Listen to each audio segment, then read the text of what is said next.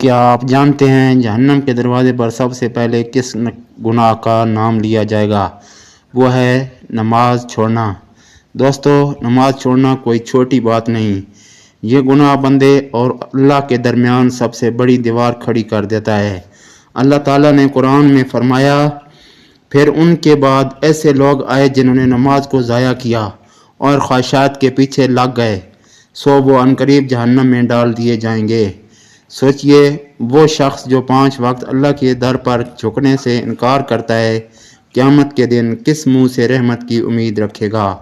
नमाज दिल को सुकून देती है, बुराइयों से बचाती है और अल्लाह के करीब ले जाती है।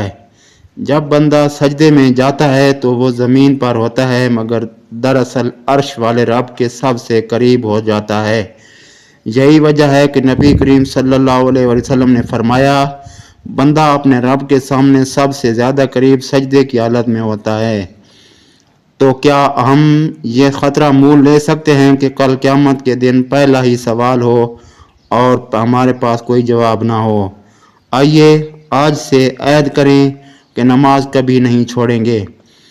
या अल्लाह, हमें उन लोगों में शामिल कर जो नमाज को कायम करने वाले हैं और जिन्हें क़यामत के दिन कामयाबी नसीब होगी। आमीन।